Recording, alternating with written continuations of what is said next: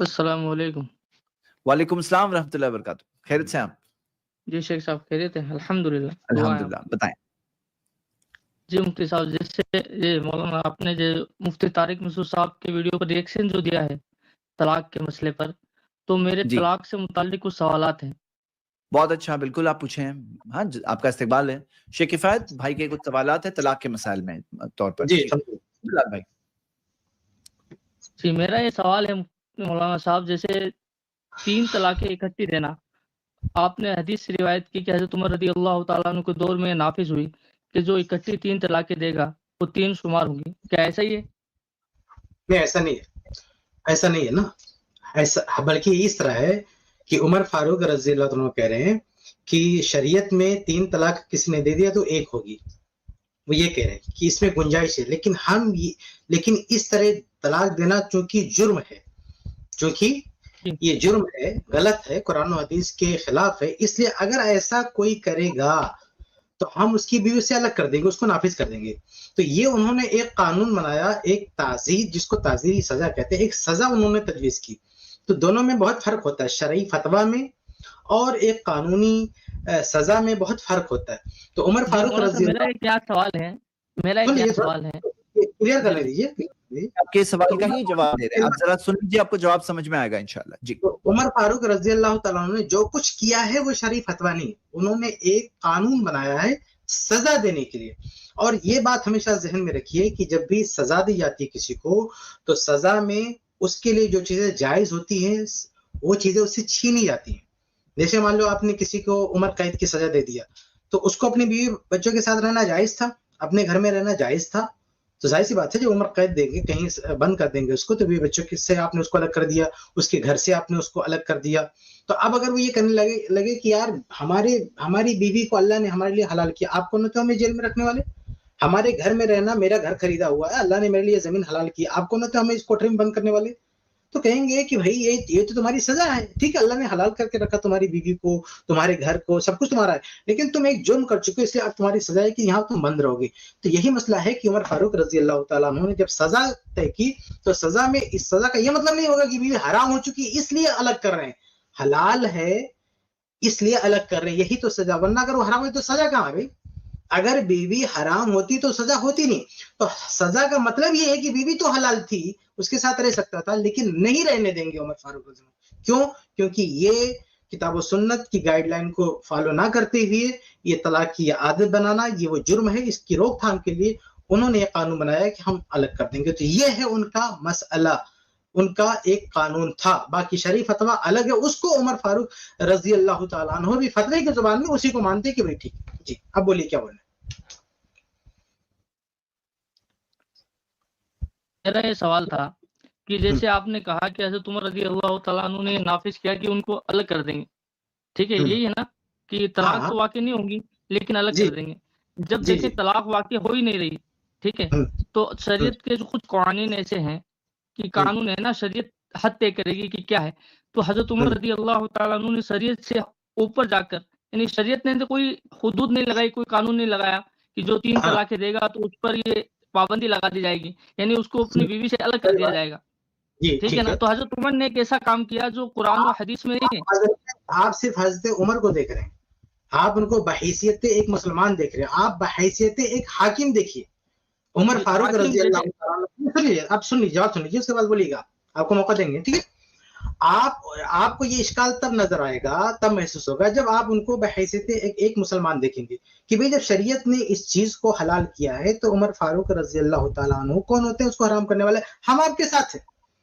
اس طرح اگر کوئی بھی شخص شریعت کے کسی مسئلے کو حرام قرار دے گا تو ہم آپ کے ساتھ ہیں، ہم کہتے ہیں اسے حق حاصل نہیں ہے. لیکن جب کوئی حاکم سزا دے گا، جب کوئی حاکم سزا دے گا تو سزا میں یہی ہوگا کہ جو حلال اس کو حرام کیا جائے گا. حرام کا مطلب یہ نہیں کہ شرعی طور پہ حرام کیا جائے گا، اس کو الگ کیا جائے گا. آپ اگر یہ ہر حاکم پر یہ اصول اپلائی کرنے لگے تو کسی کو سزا دینا امپاسبل، ممکن ہی نہیں ہے. اور ہر سزا شریعت نے کچھ خاص جرائم کی سزا طے کی ہے. جیسے چوری کرے گا تو ہاتھ کٹے گا، اسی طرح سے زنا کرے گا سنسار کر دیں گے، خون کا بدلہ خون ہے. باقی ایک حاکم کو اسی لیے میں نے کہا نا تعزیری سزا ہے. تعزیر کا مطلب ہے کہ ایک حاکم کے پاس بھی اختیار ہے سزا تجویز کرنے کا، سزا جو ہے قانون بنانے کا ایک حاکم، ہم جب اس کو حاکم بول رہے ہیں تو اس کو یہ اختیار ہے. تو جو سزائیں دو طرح کی ہوتی ہے، آپ اس کو سمجھ لیجیے. ایک وہ سزا جو اسلامی حدود ہے، یعنی جو اللہ نے طے کر کے رکھے اس جرم کی یہ سزا ہے، اس کو اسلامی حدود بولتے ہیں. اور ایک تعزیری سزا. تعزیر کا مطلب یہ کہ اس کی سزا کیا ہو یہ اسلام نے طے نہیں کیا، وہ حاکم کے اوپر ڈال دیا. وہ حاکم اپنی مرضی سے اس کو کوئی بھی سزا تجویز کر سکتا ہے. اب یہ جو دوسری کیٹیگری ہے نا سزا کی، تعزیری سزا، اس کیٹیگری میں کوئی بھی ایکشن لے گا حاکم تو اس ایکشن میں جس مجرم کو سزا دی جائے گی اس مجرم سے کچھ نہ کچھ چیزیں چھینیں گی. یعنی جو شریعت میں اس کے لیے حلال ہے وہ اس قانون کی، تعزیری قانون کی وجہ سے وہ چیز چھین جائے گی اس سے. جیسے میں نے مثال دیا نا کہ کسی کو قید کیا، یہ تعزیری سزا ہے نا. قرآن نے تو نہیں بتایا، حدیث میں تو نہیں کہ اس کی کسی جرم کی وجہ سے کسی کو قید کر لو، لیکن ایک حاکم قید کی سزا دے سکتا نا. اب قید کی سزا دے گا تو اس کی بیوی کو الگ کر دے گا، اس سے وہ ایک کوٹری میں بند کر دے گا، اس سے گھر سے الگ کر دے گا. اب وہ کہے کہ قرآن و حدیث میں ہماری بیوی حلال ہے، ہمارا گھر حلال ہے، آپ قرآن و حدیث کے خلاف کیسے آ سکتے ہو؟ بھائی سزا کیسے بنے گی؟ اس پوائنٹ کو سمجھیے آپ. ٹھیک ہے، تو خلاصہ یہ بات میں نے جہاں سے شروع کیا تو وہیں پہ آتا ہوں. آپ عمر فاروق رضی اللہ عنہ کو صرف بحیثیت مسلمان سے مت دیکھیے کہ مسلمان ہونے کے سے شریعت یہ کہتی ہے انہوں نے ایسے کیوں کر دیا. بحیثیت خلیفہ، بحیثیت حاکم دیکھیے کہ حاکم تھے، سزا کے طور پر انہوں نے ایسا کیا، اور سزا جب دیں گے تو کچھ نہ کچھ چیزیں چھینی جائیں گی. جی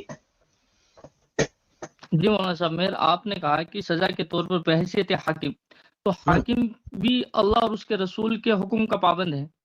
ہاں، اللہ اس کے رسول نے اس کو یہ حق دیا. اللہ اس کے رسول نے اس کو حاکم کو ایک آپ صرف اتنا بتا دیجیے کہ ایک حاکم کا، آپ کچھ اپڈیٹ ہے کہ نہیں؟ میں پہلے تھوڑا سا چیک کر لوں.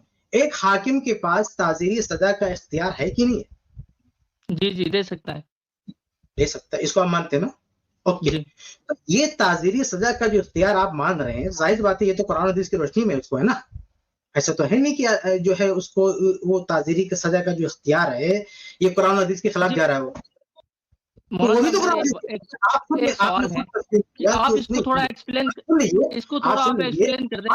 ایک منٹ آپ یہ بولے گا. آپ اس بات کو سمجھے جب آپ نے خود یہ کہہ دیا کہ ایک حاکم کو تعزیری سزا کا اختیار ہے، اور آپ کیا کہیں گے؟ پوری دنیا کے اتفاق ہے، ہمارے علم کے اب تک کوئی بندہ پیدا ہی نہیں ہوا جو یہ دعویٰ کرے کہ ایک حاکم کو تعزیری سزا دینے کا اختیار نہیں. تو ایک حاکم کو جب تعزیری سزا کا دینے کا اختیار ہے، یہ بھی تو قرآن و حدیث کی روشنی میں نا، یہ بھی تو قرآن و حدیث کی روشنی ہی میں ہے. یعنی اسلام ہی نے اس کو یہ اختیار دیا. تو اگر کسی عام فرد کے لیے کوئی مسئلہ شریعت نے بتایا ہے وہ اسلام نے بتایا، لیکن ایک حاکم کوئی ایکشن لے، کوئی سزا لے، تو یہ بھی اس کو شریعت نے اختیار دیا. دونوں میں کوئی تضاد نہیں ہے، کوئی ٹکراؤ نہیں ہے. ٹکراؤ تک وہ ایک عام آدمی اور دوسرے عام آدمی مل کے کسی مسئلے میں وہ کہے حلال یہ کہ حرام، وہ آپ ٹکراؤ کی بات پیدا کر سکتے ہیں. لیکن ایک عام آدمی اگر قرآن و حدیث کی روشنی میں اس کے لیے کوئی چیز جائز ہے اور ایک خلیفہ بطور سزا اس کی یہ سہولت چھین رہا ہے تاکہ اس کو سزا دی جا سکے، اس میں کوئی ٹکراؤ نہیں ہے. ایک حاکم کو شریعت ہی نے اس کو اختیار دیا. جی جی مولانا صاحب آپ تھوڑا اس کو ایکسپلین کر دیں گے کہ حضرت عمر نے کیا سزا نافذ کی تھی واقعتاً؟ ایسی کیا سزا نافذ؟ طلاق کے جی ہاں یہی سزا نافذ کی تھی کہ اگر کسی نے طلاق سنت کے علاوہ کسی بھی طریقے سے طلاق کی بدعت دیا، ہم اس کی بیوی کو الگ کر دیں گے، اس چیز کو اس پہ نافذ کر دیں گے. جی یعنی کہ ان کا میاں بیوی الگ ہو جائیں گے؟ ہاں الگ ہو جائیں گے. یعنی شرعاً وہ شادی کر سکتے ہیں، ساتھ میں رہ سکتے ہیں. اس بات کا انکار نہیں کر رہے ہیں عمر فاروق رضی اللہ عنہ، فتویٰ نہیں دے رہے ہیں، بلکہ انہوں نے کہا نا کہ تمہارے لیے گنجائش تھی. صحیح مسلم کی روایت میں کہ گنجائش تھی لیکن ہم ختم کر رہے ہیں. کیوں ختم کر رہے ہیں؟ کیونکہ سزا دینا ہے. تو وہ بحیثیت فتویٰ یہ مان رہے ہیں کہ اس چیز کی گنجائش ہے، لیکن چونکہ یہ جرم بار بار ریپیٹ کیا جا رہا ہے تو ہم یہ گنجائش ختم کر رہے ہیں سزا کے لیے. تو اللہ کا قانون نہیں بدل رہے، قانون ہے، گنجائش ہے، لیکن یہ جرم بار بار جرم کی روک تھام کے لیے ہم یہ قانون بنا رہے ہیں. ایسا کسی نے کیا تو ہم نافذ کر دیں گے اس کو. جی مولانا صاحب جیسے چاروں ائمہ اربعہ اس پر متفق ہیں کہ 3 طلاقیں اکٹھی دینا چاروں مذاہب میں اس پر اتفاق ہے کہ 3 طلاقیں اگر اکٹھی دی جائے تو 3 طلاق واقع ہو جاتی ہے. یہ کیسے ممکن؟ جی چاروں ہے نا؟ ہاں متفق. جی مولانا میرا یہ سوال ہے کہ یہ کیسے ممکن ہے کہ چاروں ائمہ اربعہ سے خطا ہو گئی، غلطی ہو گئی، اتنی بڑی حلال و حرام میں انہوں نے غلطی کر دی کہ ان کو چاروں کو یہ بات سمجھ میں نہ آئی کہ 3 طلاق 3 نہیں ہوتی 1 ہوتی ہے، یہ ممکن نہیں ہے۔ اگر ہم عقلی سوچیں کہ امت دیکھیں پورے امت اس پر سب چاروں ائمہ اربعہ کا اس پر اتفاق ہو گیا تو ظاہر سی بات ہے اجماع ہو گیا کہ 4 فقیہ ہیں دنیا میں جن کو فالو کیا جاتا ہے پوری دنیا میں، تو چاروں کے چاروں نے ایک مسئلے پر ان کا اتفاق ہو گیا اور کوئی ان کی مخالفت کرنے والا نہیں ہے، ان کے قول کے خلاف جانے والا نہیں ہے۔ یہ کیسے ممکن ہے؟ یہ تو عقلی بھی اس کا یعنی کہ بدی چیزیں ہیں کہ وہ جمع ہو گئے ان چیزوں پر چاروں کے چاروں، کسی نے اختلاف نہیں ہے کہ رفع دین میں اختلاف ملتا ہے، آمین بھی چھوٹے چھوٹے مسائل میں اختلاف ہے، ٹھیک ہے۔ یہ حلال و حرام کا مسئلہ تھا، اتنا بڑا مسئلہ تھا، اور قرآن آپ کہتے ہیں قرآن اور حدیث واضح ہے، تو یہ کیسے ممکن ہے عقلی طور پر کہ چاروں کے چاروں اس پر جمع ہو گئے کہ 3 طلاق 3 ہوتی ہے، واقع ہو جاتی ہے، ایک نے بھی اتفاق نہیں کیا، یہ نہیں کہا کہ بھئی 3 1 ہوتی ہے 3 نہیں ہوتی، یہ کیسے ممکن ہے؟ نہیں اتنا لمبا آپ نے لمبی تقریر کی آپ نے نا، تو میں چونکہ بولتا نہیں ہوں بیچ میں، 2 لائن میں آپ کہہ سکتے تھے نا کہ چاروں ائمہ اس سے متفق کیسے ہو گئے، ہم اس کو مانتے ہیں کہ چاروں متفق ہیں، لیکن صرف یہ ایک مسئلہ نہیں ہے، آپ اس پہ پریشان ہیں نا، ہمارے لیے کوئی تعجب کی بات نہیں ہے، ہمارے پاس تقریباً 20 مسائل ایسے ہیں، بلکہ میں ایک پوری کتاب لکھ رہا ہوں انشاءاللہ، جب ایک اچھی تعداد جمع ہو جائے گی تو ریلیز کروں گا، جس میں ایسے سارے مسائل کو جمع کر رہا ہوں جس میں چاروں ائمہ متفق ہے لیکن وہ غلط ہے۔ میں نے اپنی کتاب احکام طلاق میں ایسے 10 مثالیں جمع کی ہیں، اور اس کے دگنا مثالیں میرے پاس ہیں آلریڈی، اب تک جمع ہو چکی ہیں، لیکن میری کتاب جب چھپی تھی تو اس میں نے 10 ڈالا تھا، 10 مثالیں جس میں چاروں امام متفق ہے لیکن وہ غلط ہے۔ میں آپ سے ایک سوال مثالیں دے سکتے ہیں آپ؟ بالکل میں نے لکھ رکھا ہے، وہ کوئی بھی پڑھ سکتا ہے، لیکن میں آپ سے ایک سوال کروں گا، صرف ایک سوال، یہ ان میں اس میں نہیں ہے، اچھا اس میں ہے اس ٹاپک میں، لیکن ایک ایسے سوال کر رہا ہوں، آپ مجھے یہ بتا دیجئے کہ اگر آپ کی شادی ہو چکی ہے، جی اگر آپ کی بیوی بیمار ہوگی تو علاج کون کرائے گا، آپ یا بیوی کے آپ کی بیوی کے والد صاحب، ذمہ داری کس کی ہے؟ میری ذمہ داری ہے۔ لیکن چاروں امام تو کہتے ہیں کہ باپ کی ذمہ داری، شوہر کی ذمہ داری نہیں ہے، جی پھر یہ چاروں متفق کیسے ہو گئے؟ آپ چاروں کے اس پر جیسے قرآن و حدیث میں کوئی واضح نصوص ہمیں ملتا ہے؟ نہیں، کیاسی مسئلہ اجتہادی مسئلہ ہے یا پھر؟ ارے بھائی میرے بھائی، آپ تو دلیل کی دنیا میں چلے گئے تو میں بھی تو جا سکتا ہوں نا اس میں، میں صرف یہ آپ دیکھیں، آپ نے طلاق کے مسئلے میں ایک سوال اٹھا دیا کہ چاروں کیسے متفق ہوئے، تو میں اس تعجب کے رفع کے لیے ایک مثال دے رہا ہوں، میں دلیل کی دنیا میں جا سکتا تھا، وہاں پہ بھی میں دلائل سے بات کر سکتا تھا، لیکن میں دلیل پہ بعد میں آ سکتا ہوں، لیکن میں آپ کو صرف سمجھانے کے لیے کہہ رہا ہوں کہ چاروں امام متفق ہیں کہ اگر بیوی بیمار ہوئی، شوہر علاج نہیں کرائے گا، کون کرائے؟ مطلب شوہر کرا سکتا ہے، کوئی بھی باجو والا کرا سکتا ہے بھائی، لیکن جو ذمہ داری ہے نا، جو واجب ہے علاج، جو اصل ذمہ دار ہے وہ بیوی کا باپ ہے، لڑکی کا باپ ہے، شوہر کی کوئی رسپانسبلٹی نہیں ہے، وہ کر دے تو احسان ہے، لیکن شوہر اگر علاج نہیں کراتا تو اس کا جرم نہیں، اس کی وہ یہ نہیں کہیں گے اپنی ذمہ داری سے بھاگ رہا ہے، وہ جائے اپنے میکے علاج کرا کے آئے۔ وہ یہ چاروں کا اتفاق ہے، اس مسئلے پہ چاروں مسئلہ کا اتفاق ہے، آپ نے کہا اس کو آپ نہیں مانتے، تو یہ چاروں کیسے متفق ہو گئے اس مسئلے پہ؟ نہیں مول صاحب، میں نے ایسے نہیں کہا، مانتا نہیں میں، لیکن میرا سوال یہ ہے کہ یہ نصوص سے اس میں ہمیں کیا ملتا ہے؟ اگر اس میں قرآن یا حدیث واضح ہے کہ شوہر بھی علاج کرائے گا، ذمہ داری، آپ دلیل کی دنیا میں جا رہے ہیں تو اس کا جواب یہ کہ ہم بھی آ سکتے ہیں نا دلیل میں۔ جی آپ جائیں آپ جیسے آپ پہلے مسئلہ یہ ہے بھائی، اصل مسئلہ یہ ہے کہ آپ طلاق کے مسئلے پہ ایسی بات کیوں کہہ رہے ہو کہ لوگ کیسے چاروں اتفاق ہو گئے؟ جب میں ایک مثال دے رہا ہوں اس میں بھی تو چاروں متفق ہے، تو آپ دلیل کی طرف جا رہے ہو، ہمیں بھی تو حق دو نا دلیل کی طرف جانے کی۔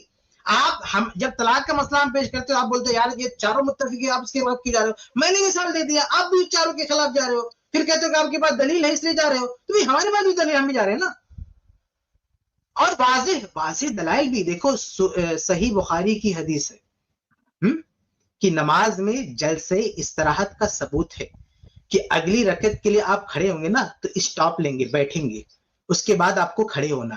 کتنی کلیئر روایت ہے، چاروں میں سے کوئی نہیں مانتا، کیوں بھائی؟ آپ مجھے جواب دیجیے، کیوں نہیں مانتا چاروں میں سے کوئی؟ جلسے استراحت آپ کہہ رہے ہیں نا کوئی واضح حدیث ہے، صحیح بخاری کی بھی کلیئر واضح، چاروں نہیں مانتے، کیا پرابلم بتائیے؟ ان کے پاس اپنے کوئی دلائل ہوں گے، میں نے وہ نہیں پڑھا، ابھی میں اس پر نہیں جا رہا۔ ویری گڈ، ان کے پاس دلائل ہوں گے، چلو ان کو چھوڑ دیتے ہیں، آپ کو کیا پرابلم ہے؟ کس سے بھائی؟ جلسے استراحت سے، آپ جلسے استراحت آپ اہل حدیث سے کون سے مسئلے سے فالو کرتے؟ ٹھیک ہے، آپ جلسے استراحت کرتے، آپ جلسے استراحت کرتے کیوں نہیں کرتے بھائی؟ صحیح بخاری میں ये वाज़ेह रिवायत है, क्यों नहीं करते आप? जो सही बुखारी कहती है उसका क्या जवाब है आपकी नजर में? अभी मुझे याद नहीं, मैंने पढ़ा है लेकिन अभी मुझे याद नहीं। इसके खिलाफ भी हदीसें मौजूद हैं, इसके खिलाफ भी हदीसें मौजूद हैं। जी जी, कोई नहीं, उसका जवाब ये है ना, आप लोग ये जवाब देते हैं कि बीमार रहे होंगे, ऐसे बैठ गए होंगे, हाँ, तो इसके लिए दलील चाहिए, ठीक है, ये जवाब आप लोग देते हैं। तो भाई यही एक एग्जाम्पल है, ठीक है, अच्छी अम्मी ने, मैं भी नहीं जा रहा हूँ, मैं सिर्फ मिसाल दे रहा हूँ, किसी तलाक का मसला नहीं मेरे भाई। ऐसे बहुत सारे मसाइल हैं कि चारों मुत्तफिक हैं, लेकिन वो बात दलील के खिलाफ है। चारों का मुत्तफिक हो जाना कोई, अभी देखिए बहुत सारे मसाइल हैं भाई क्या बात को लंबा करूं, मेरी किताब पढ़ लीजिए। ऐसे बहुत सारे मसाइल हैं कि चारों मुत्तफिक हैं, लेकिन चारों के इत्तेफाक पर दलील नहीं है। दूसरे लोगों ने, अच्छा बीच में एक बात और आपने कही थी कि किसी ने यानी चारों ने इत्तेफाक किया, इसके खिलाफ कोई नहीं गया, ऐसा नहीं है।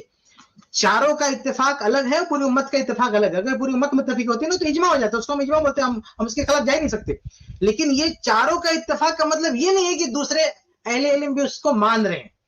किसी मसले में अगर चारों मुत्तफिक है, जैसा भी इलाज का मसला मैंने आपको पेश किया ना, कि चारों इम्मा कहते हैं कि अगर बीवी बीमार हुई तो शौहर की जिम्मेदारी, लेकिन चारों से हटकर बाज़ उलमा की राय है नहीं, वो बीवी बीमार हुई ना तो उसकी जिम्मेदारी भी शौहर की है, उसके इलाज की जिम्मेदारी भी शौहर की, ये कौल मौजूद है, फक़हा का कौल मौजूद है। तो ये इस तरह की राय रखने वालों ने, जाहिर सी बात है कि चारों इम्मा की बात नहीं मानी। अब जैसे ये मसला है ना कि चारों इम्मा का इत्तेफाक है कि अगर औरत मस्जिद में जाके नमाज पढ़ती है तो मकरूह है, इसको आप मानते कि नहीं मानते? चारों इम्मा का इत्तेफाक है, औरत का मस्जिद में जाके नमाज पढ़ना मकरूह है कि नहीं है इत्तेफाक चारों का? ये तो हज़रत आयशा रज़ी अल्लाह तआला अन्हा से मनकूल है ना, कि हुजूर सल्लल्लाहु अलैहि वसल्लम के जमाने में होते तो यही करते।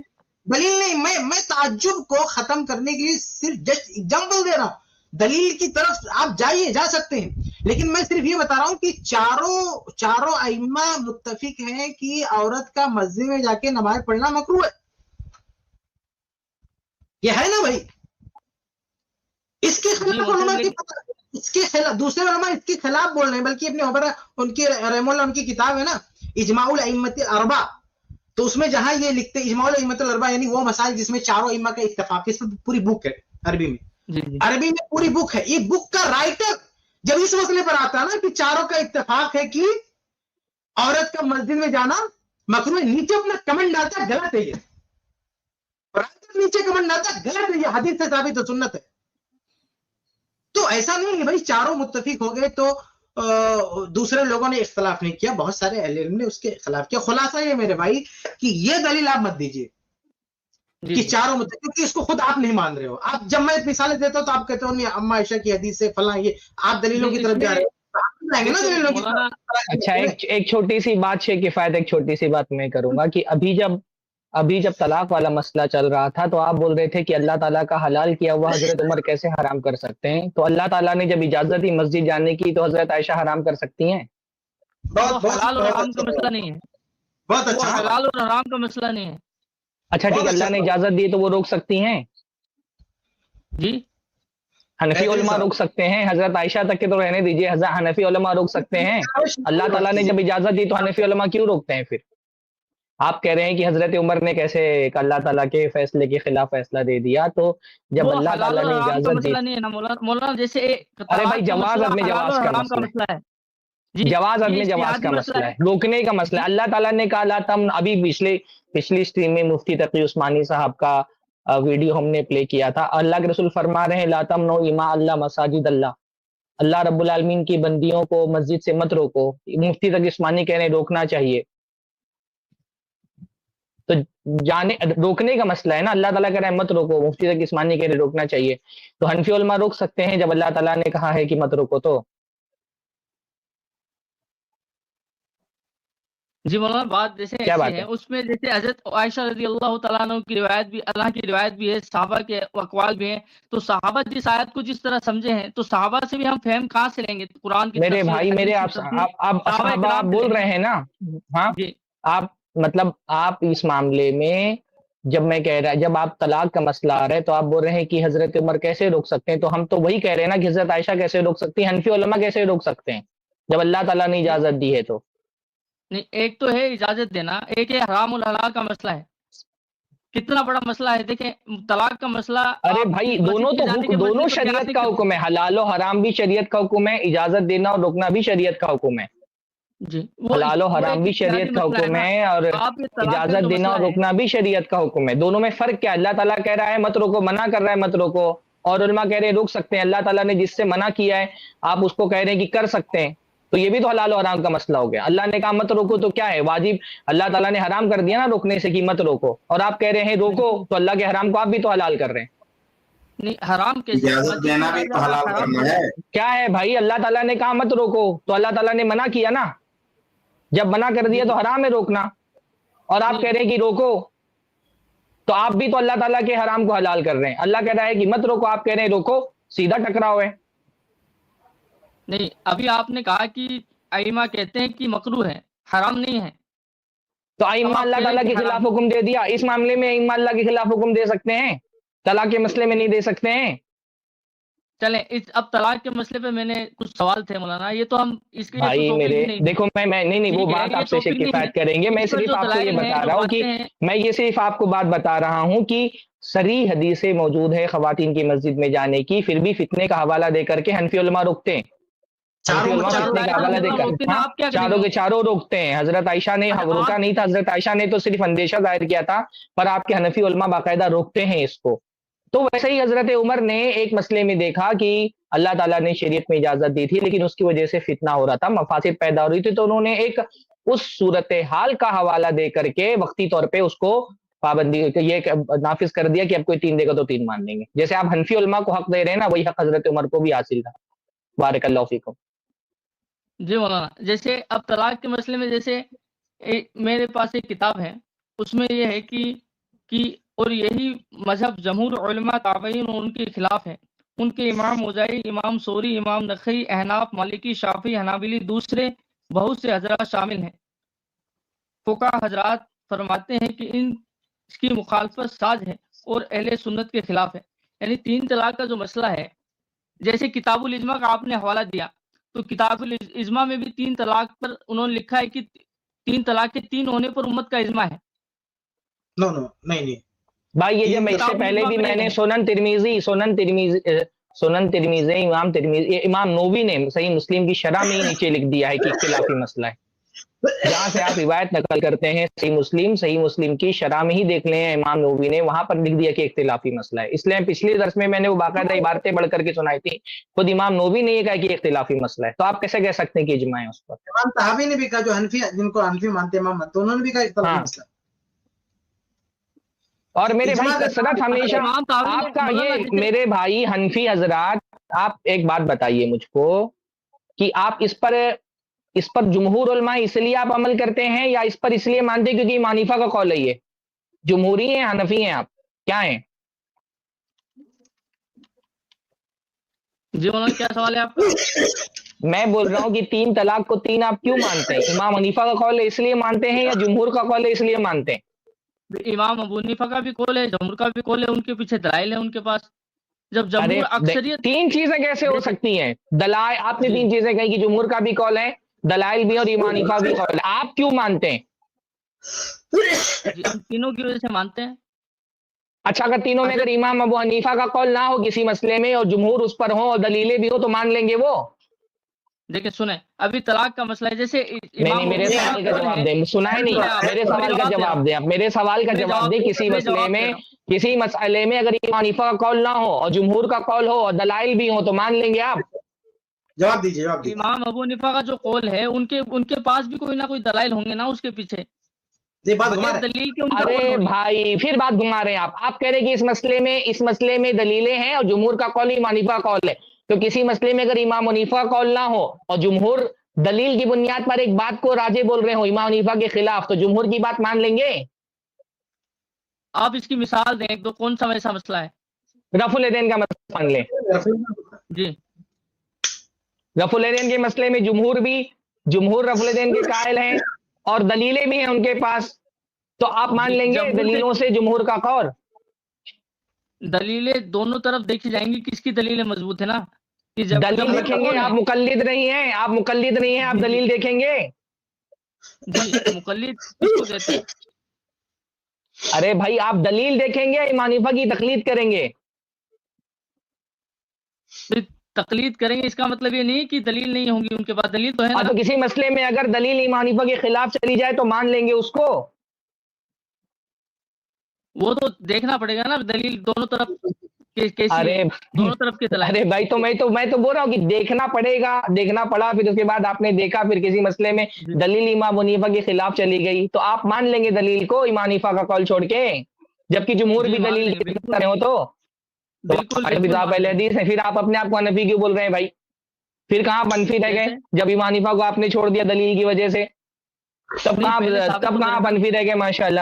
ارے بھائی جب آپ نے اصول آپ کا طے کر دیا، جب آپ نے اصول طے کر دیا کہ آپ دلیل کی بنیاد پر امام حنیفہ کو چھوڑ دیں گے، جمہور کی بات مان دیں گے، ماشاءاللہ، پھر آپ حنفی کہاں رہ گئے؟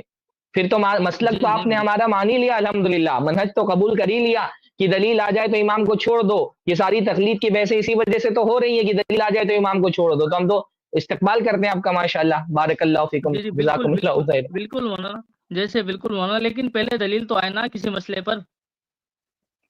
نہیں دلیلیں تو آ رہی ہیں، اب وہ دیکھیے دلیلیں نہیں، وہ ٹھیک ہے آپ دلیلوں کی بنیاد پر کوئی بات نہیں مان رہے تو ہم زبردستی تھوڑی کہہ رہے ہیں کہ آپ ہماری تقلید کریے. آپ دلیل کی اتباع کریے، یہی ہماری دعوت ہے کہ آپ دلیل کی اتباع کریے.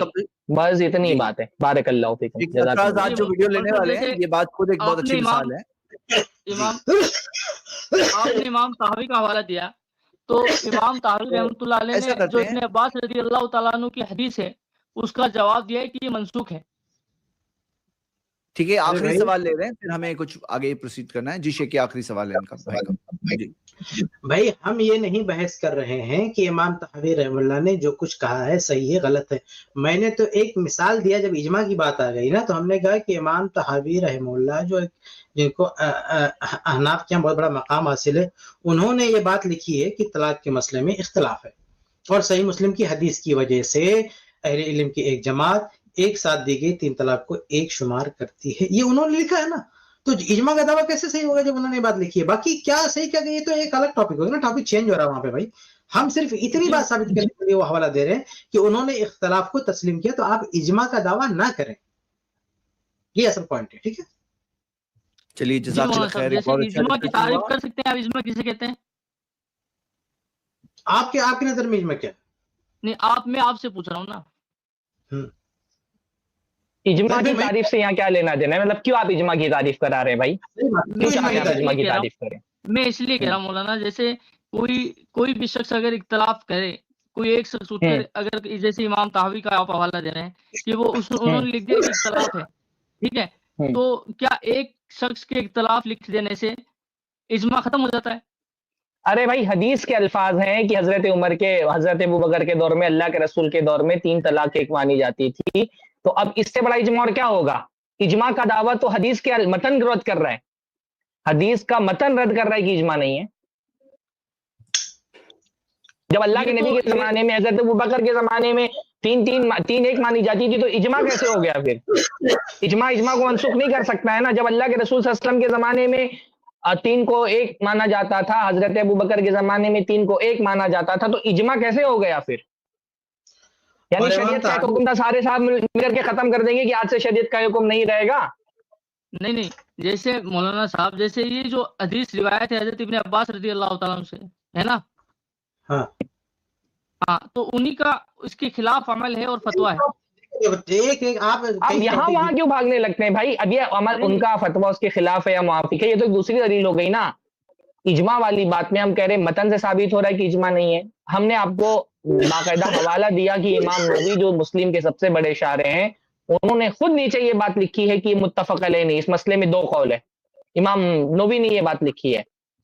تو جب آپ اتنا تو مان لیں پہلے میرے بھائی کی اجماع دیکھ اتنا جو ایک بات میں دیکھیں ہمیشہ میں گفتگو میں ایک بات بولتا ہوں، بار بار کیا کرتے ہیں ایک نقطے پہ بات ختم نہیں ہوتے دوسرا نقطہ لے آتے ہیں، تو عوام جو ہے نا ان کو بعض مرتبہ سمجھنے میں پرابلم ہوتا ہے کہ آپ کی بات کا جواب دے دیا گیا.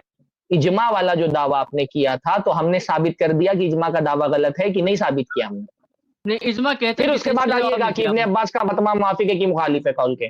ہاں نہیں میں یہ کہہ رہا ہوں کہ اجماع کسے کہتے ہیں، یہ ذرا آپ بتا دیں تو مہربانی ہوگی. آپ نے کون سے اجماع کا دعویٰ کیا تھا؟ آپ نے جس اجماع کا دعویٰ کیا تھا ہم کہتے ہیں وہ اجماع نہیں ہے. آپ بتاؤ نا اجماع کون سے؟ آپ نے کون سا اجماع کا آپ دعویٰ سے کیا؟ میں پوچھ رہا ہوں کہ اجماع اچھا چلو بھائی آپ کو تعریف سننا ہے. اجماع کہتے ہیں اتفاق و مجتہدی هذه الامہ. اس ترنم سے تو بول سکتے، اصول تو ترنم سے بول سکتے نا. اتفاق و مجتہدی هذه الامہ علی حکم شرعی بعد وفات النبی صلی اللہ علیہ وسلم فی عصر من العصور.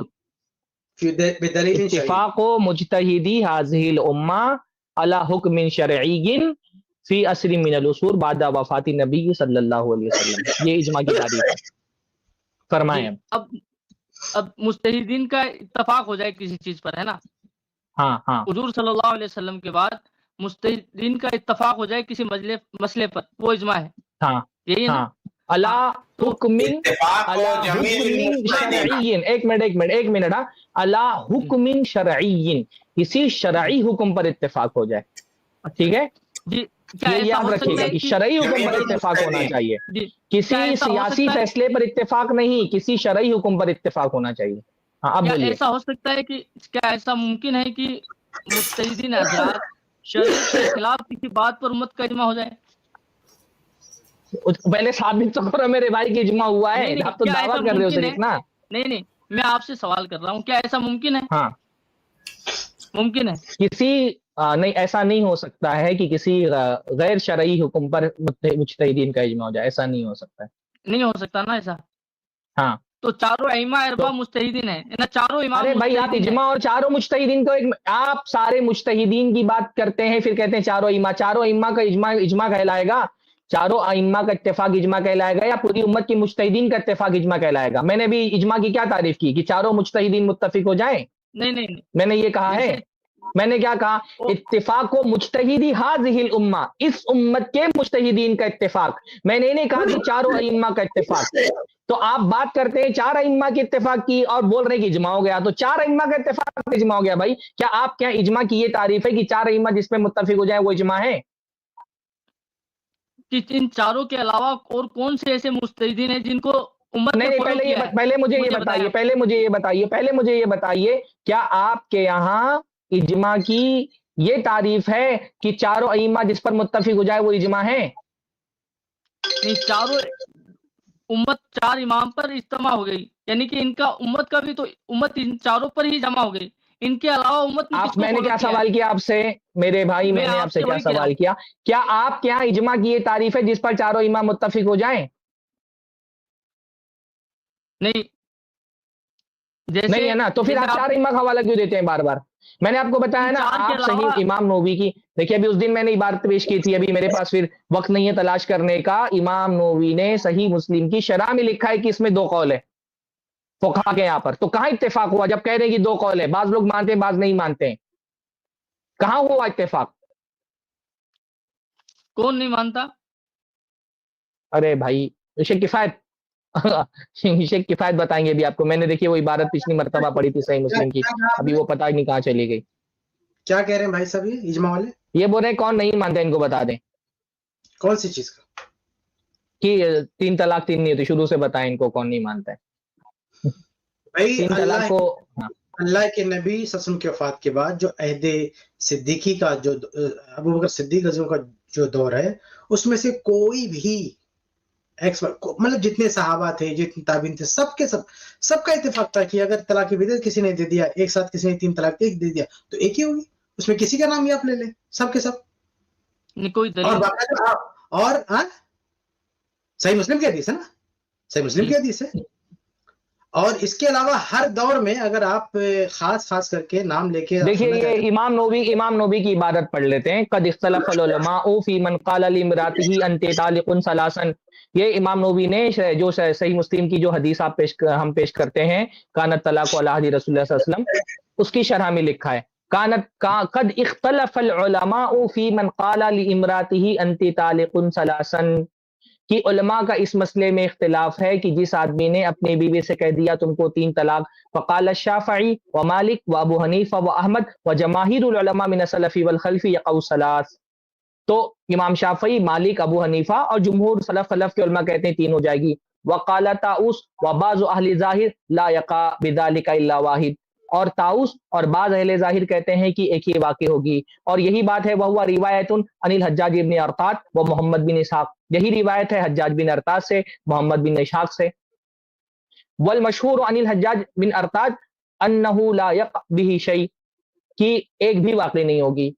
تو تین قول ہو گئے، ایک قول ہے تین واقع ہوگی، طاؤس رحمہ اللہ اور اہل ظاہر کے بعض علماء کا قول ہے ایک واقع ہوگی، حجاج بن ارطاد محمد بن اسحاق یہ بھی کہتے ہیں ایک واقع ہوگی، اور حجاج بن ارطاد سے ایک قول اور مشہور ہے کہ بھی واقع نہیں ہوگی۔ تو خود امام نووی رحمہ اللہ نے یہ بتایا ہے کہ اس مسئلے میں تین قول ہیں، کچھ لوگ کہتے ہیں تین واقع ہوگی، کچھ کہتے ہیں ایک واقع ہوگی، کچھ کہتے ہیں ایک بھی واقع نہیں ہوگی۔ اب تو مان لو میرے بھائی کی اجماع نہیں ہے۔ کول جیسے مولانا کول کا مختلف ہو سکتے ہیں، اس سے یہ ثابت کیا قول ہوتا ہے کہ مختلف اجماع ہوگا نہیں تبھی تو اجماع نہیں ہوا نا، جب اختلاف ہو گیا تو اجماع کیسے ہوا؟ ایک مسئلے میں اختلاف بھی اور اجماع بھی ہے۔ امام طاؤس تو تابعی ہیں، تو ایک مسئلے میں اختلاف بھی اور اجماع بھی، آپ یہ کہنا چاہ رہے ہیں؟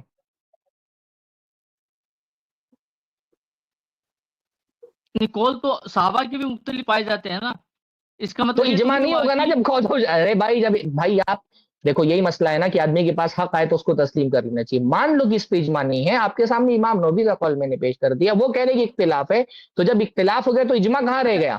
جی مولانا میں اتفاق کا مطلب ہوتا ہے نا، ابھی آپ نے مجھ سے دیکھو، آپ نے مجھ سے اجماع کی تعریف کروائی، میں نے آپ کے سامنے اجماع کی تعریف کر کے رکھ دی۔ اتفاق و مجتہدی هذه الامہ، اس امت کے مجتہدین کے اتفاق کو اجماع کہتے ہیں۔ اور یہاں پہ خود امام نووی کہہ رہے قد اختلف العلماء فی من قال لامرأة انت طالق ثلاثا، علماء کا اس پر اختلاف ہے کہ جو آدمی اپنی بیوی سے کہہ دے تم کو 3 طلاق ہے، تو خود امام نووی کہہ رہے کہ اختلاف ہے، تو کہاں اجماع ہوا؟ اتفاق ہوگا تب اجماع ہوگا نا، یا تو خود امام نووی کہہ رہے کہ اختلاف ہے۔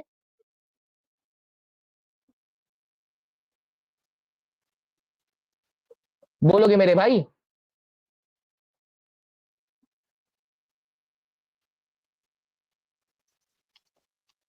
کیا ہوا؟ ویڈیو شاید ان کی رک گئی۔ ہاں کچھ مسئلہ ہو گیا، اب آگے نہیں شیخ، جو آپ سوال پوچھ رہے ہیں وہ غور کر رہے ہیں اور امید کرتا ہوں غور کریں گے انشاءاللہ جی، اور الحمدللہ کیونکہ عین وقت پہ ہی اپنے سامعین کے لیے ہم بتا دیں بھائی کہ دیکھیے یہ مسئلہ، اب جب آپ دلیل کی بات کرتے ہیں تو ہم دلیل سے جواب دیتے ہیں، جب آپ اجماع کی بات کرتے ہیں تو ہم ثبوت پیش کرتے ہیں کہ اختلاف موجود ہے، تو نہ دلیل کا جواب دے پا رہے ہیں آپ، اجماع کا جواب آپ سے بن پڑ رہے ہیں۔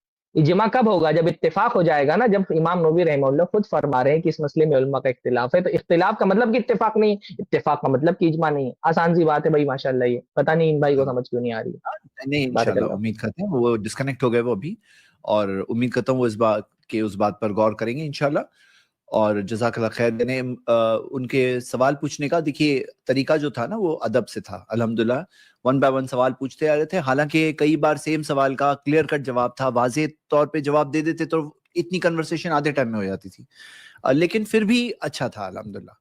تو یہ ہم سب بھائیوں کو کہہ رہے ہیں کہ اوپن انویٹیشن ہے ہماری طرف سے کہ آپ آئیے یہاں پر، جو لوگ ہم سے اتفاق نہیں رکھتے ہیں وہ بھی آئیں، اپنے دلائل پیش کریں، انشاءاللہ ہم ادب سے پیار سے بات کریں گے ایک دوسرے کے ساتھ، اور بات سمجھنے کی کوشش کریں گے آخر میں صحیح بات کیا ہے، حق بات کیا ہے۔